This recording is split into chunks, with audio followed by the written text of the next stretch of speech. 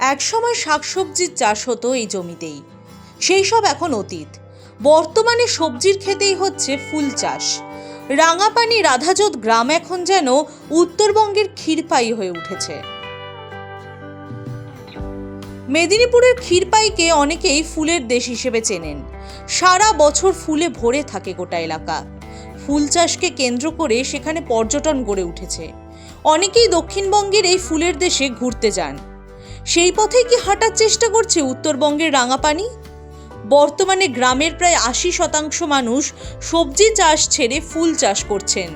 তাদের দাবি, সবজি চাষ করে তেমন মুনাফা হচ্ছে না, কিন্তু ফুল চাষ করে বেশ লাভ হচ্ছে।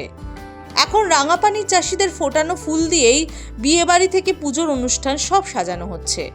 আমাদের মোটামুটি 15 বছর হয়ে গেল গাঁদা ফুলের চাষ। কেমন লাভ হয় গাঁদা ফুলে? গাঁদা ফুলে বর্তমানকার বাজার হিসেবে সবজির তুলনায় ভালো।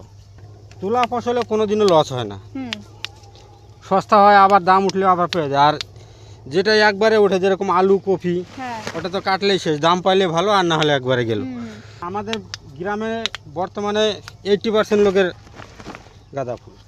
আগে সবাই সবজি করতো, এখন তারপরে সবাই গাঁদা ফুলে সবাই গাঁদা ফুলে প্রপার্টি ভালো। চারা থেকে শুরু করে মোটামুটি 1 বিঘা জমিতে চাষ থেকে শুরু করে 15 থেকে 20 হাজার টাকার মতন লাগে। আচ্ছা, আর লাভ কেমন ওঠে তাহলে? দাম যদি ভালো থাকে তাও 1 লাখ টাকা হবে, আর যদি দাম খারাপ হয় তাও 50-60 হাজার টাকা।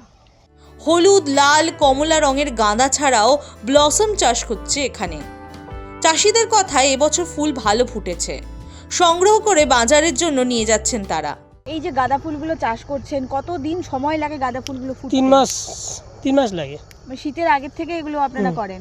3 মাস লাগে, 4 মাসে ফুল চলে আসে। দেখাশোনার জন্য কি কি করতে হয়? ট্রিটমেন্ট করতে হয়, জল দিতে হয়, ওষুধ দিতে হয়, সার দিতে হয়।